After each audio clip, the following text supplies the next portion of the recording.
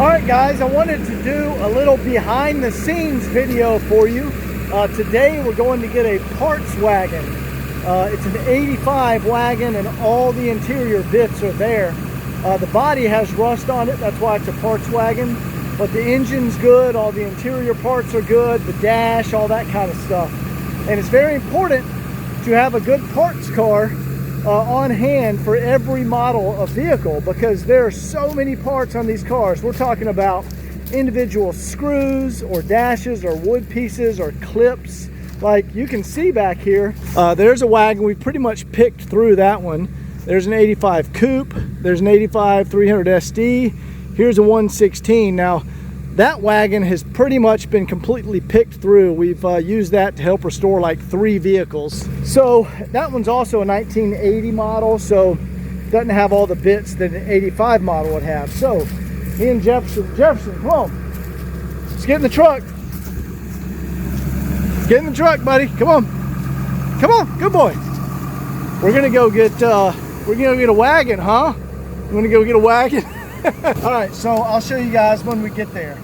And we're taking the Woods and Barclay Beast and the trailer. This is the 7.3 diesel.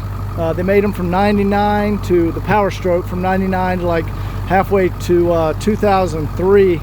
And anyway, this is basically the Ford version of the Mercedes 5-cylinder diesel. These are outstanding engines. All right, let's get on the road. Jefferson, go over to the passenger seat. Go over there. Over there. Good boy. You ready to go? Jefferson likes to look out the window. What do you see out there, buddy? All right, we'll be there in like 30 minutes. All right, guys. Come here, Jefferson. You stay with me.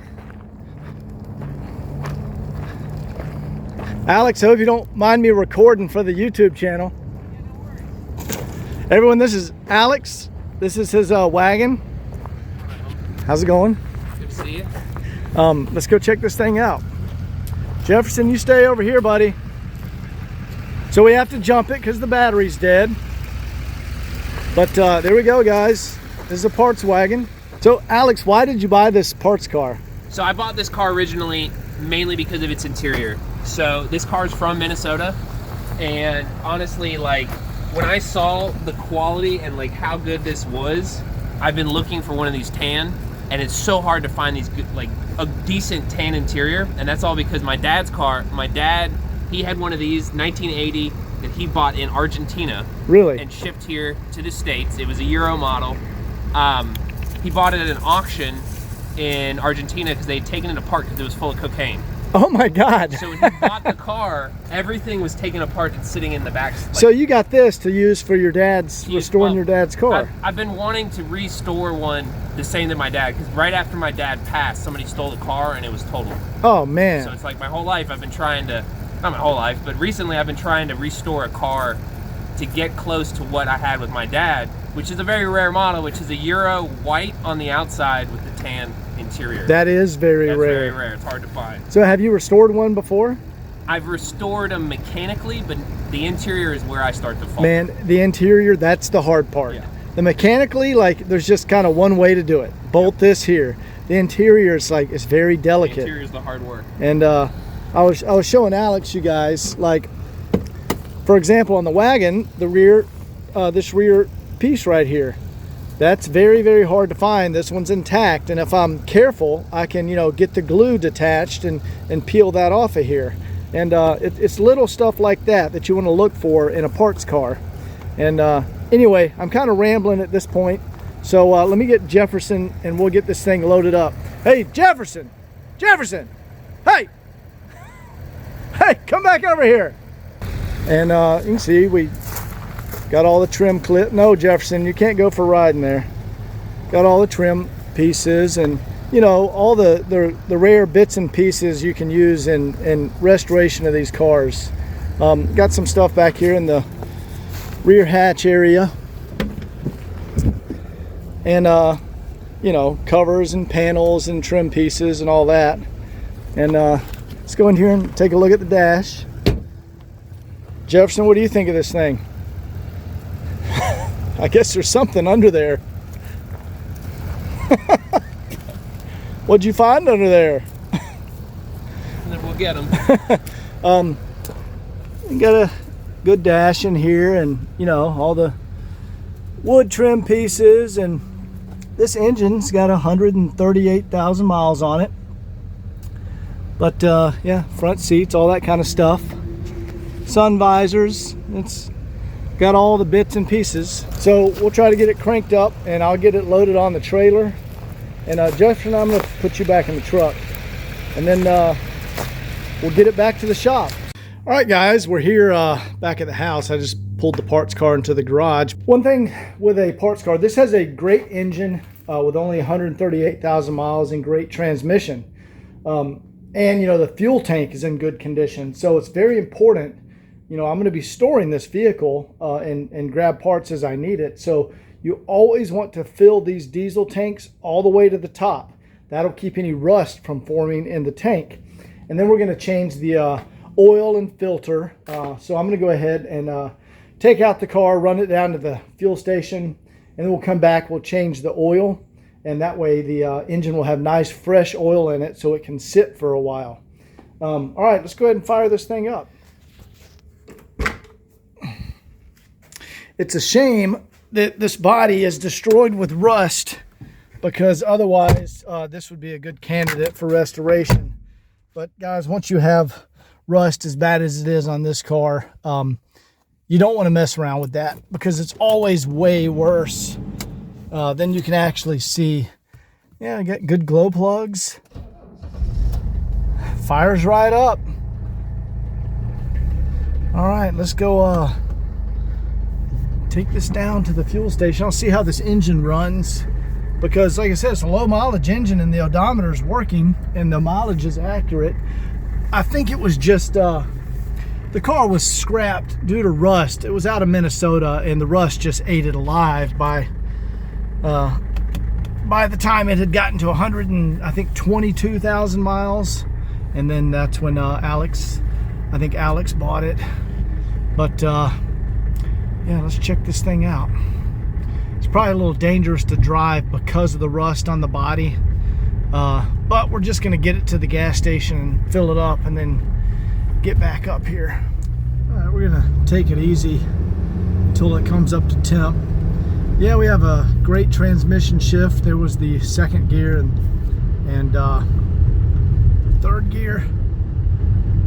Oh yeah, this thing is dangerous to drive. It is all over the road. I think there could be some rust damage on the front of the chassis, but our engine is excellent. I'm gonna see if we can creep down here real slow to the fuel station, and I will be right back. Man, this Becker radio even works in this parts car. That's crazy. The antenna doesn't go up, but I got the flashers on here because I'm just gonna drive it slow. But yeah, I'm looking at all the wood bits, excellent condition. Looks like we have a brake light stuck on, so that's probably some sort of warning for me. I don't know, it's not the emergency brake. Yeah, this is pretty incredible. A parts car that does not have cracked, what are they called? Visor mirror inserts. That's pretty awesome. The header panel up here is beautiful. The sunroof liner. So many good parts on this car. Wow, look at that. No cracks or anything. I find that on like garage kept low mileage cars that have cracks in these things. I mean, it does only have 138,000 miles, so that's low mileage for a wagon. All right, got our flashers on. We're just gonna stay over here in the slow lane.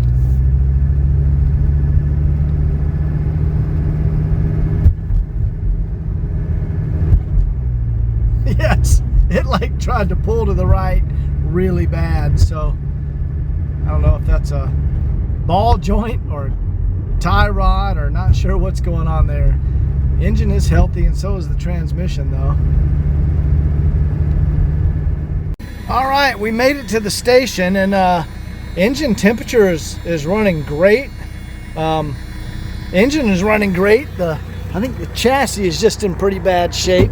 So I'm gonna leave it running here and we're gonna go ahead and get some diesel. But yeah, talking about the rust on this thing, I mean, here, back here, but underneath here, it's all rotted out up and through here. You can see it's all rotted out down there on the rocker panels and all up here. So this car, trust me, is a basket case. You can see where someone spray painted, you know, over here. It's not a car that's worthy of restoration, because that rust, I mean, you can only see it right here and like, you know, down along all the wheel wells. See, it's rotten up in here. So you know, to fix that, you might be able to fix it aesthetically, but there's rust back behind there, guys, that you could not address. It just wouldn't be cost effective. Anyway, let's go ahead and get some fuel in here and we'll drive it back and we'll do a 0-60 on my street. Okay, I was crawling up underneath here and I found the culprit that is making our steering feel crazy and dangerous. And right there, see that tie rod? That tie rod is bent, and yeah, you can see all the rust up in here. It's just all rotten across there. Yeah, just not to repair the rust on this car would be an overwhelming job. But that engine is great, so is that transmission, and these interior parts are great. So this is a perfect parts car. All right, I've had the engine now idling for 10 minutes, and yeah, that engine temp is perfect. And our fuel gauge is stuck, but our tank is now full. Also, I noticed the SLS is actually working on this parts car. So there's some good parts we can remove and actually have one of our guys rebuild those. So lots of good bones here. So anyway, we're filled back up. Let's get back on the road here. And I figured out the weird steering. Not only is the right tie rod bent to hell, the left one is also bent to hell. And what happened when this car went on a transporter, they strapped it down by the tie rods and they bent the shit out of them. And that's why this car is so squirrely. But anyway, let me get up here back onto a safer street, and I'm going to do a 0-60 because this engine is very healthy. All right, you know, this place right here is probably as good as any. Let me make sure this traffic isn't coming. There we go. She's floored. Great acceleration. And that transmission shifts perfect. This thing is squirrely as hell though. Let me slow down. I had it up to I think 50 miles an hour and then it started getting really squirrely. But yeah, super healthy engine, which is awesome. 138 miles on this motor. 138,000 miles. All right, let me slow down. She's moving all over the place.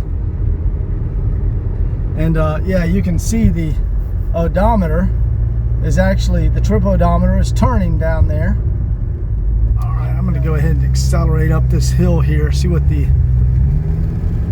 oh, nice. Yeah, this engine is good. Awesome. You got a good wagon engine out of a parts car.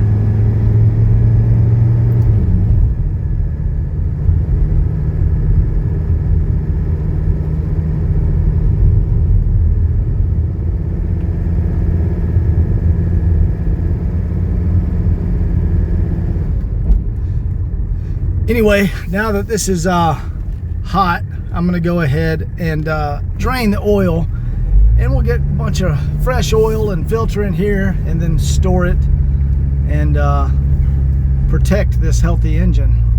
I'll probably put some transmission fluid, drain it and put it in there too, just to make sure that stays healthy. Who knows, maybe I'll pull that engine out in the future. The car's off. Check this out. The vacuum system even worked. Look at that. It's very, very slow. And that one's still moving back there. Wow, that's pretty impressive. Let me unlock it with the engine off, see if it can come up. Oh, there they come. Come on. See if that one makes it. Oh, there it comes. Look at that. It's still hanging in there. All right, guys, I'm going to go ahead and I'm going to drain the coolant, and we're going to get some fresh coolant in there. So when we store the engine, none of the cooling system gets damaged.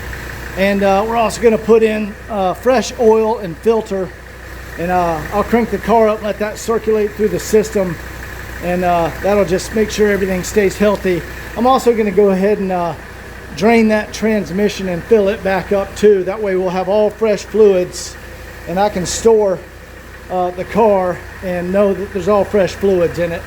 All right, I've just got the oil filter out and I'm draining the engine. I was looking down in here and somebody installed a new set of glow plugs. See the glow plugs right there? All the glow plugs are new in this wagon engine. Unbelievable. All right, we got the coolant drained out of here. It had that green stuff in there, so we don't, sorry, the rest of that is oil, guys. This is my oil pan. I just drained it into the same pan. But we'll get that green stuff out of here and then add in the correct coolant and then crank the car and let it idle for like 10 minutes and let everything circulate through the system. And then we'll have some nice, good, fresh coolant in there. Look at all the anodized aluminum trim on here. Such good condition. All right, we got all the fluids changed, so I want to fire it up and let all that stuff circulate through the engine before storing this guy. Watch how easy this car fires up. All right, we want the coolant and everything to circulate, so we're going to let it heat up here. And there we go. Our oil pressure is building back up from the oil change. Here we go.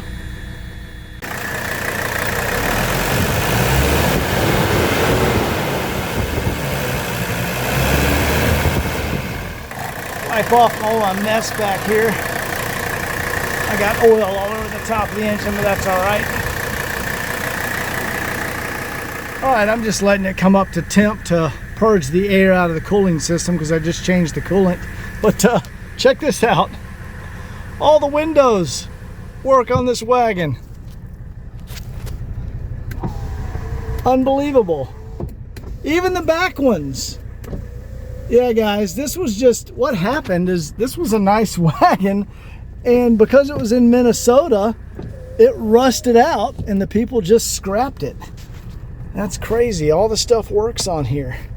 All right, we'll let it run for a little while and then we'll go ahead and pull it back in the garage. All right, you can see you got this thing even came with a wagon car cover, but I've had it idling now for about 10 minutes. And everything is fully up to temperature and hot. And I wanted to show you guys this. Check out the hot engine oil pressure idle. That's actually some of the best oil pressure I've ever seen on one of these cars. It's just above 2 bar. And the gauge is definitely working. That is phenomenal. This engine is extremely healthy. Anyway, so this was a great parts car find. Engine is awesome, transmission is awesome, and tons of great interior parts. Even the Becker radio works in this thing. So mission accomplished. Hope you guys enjoyed this video, and we will see you next time.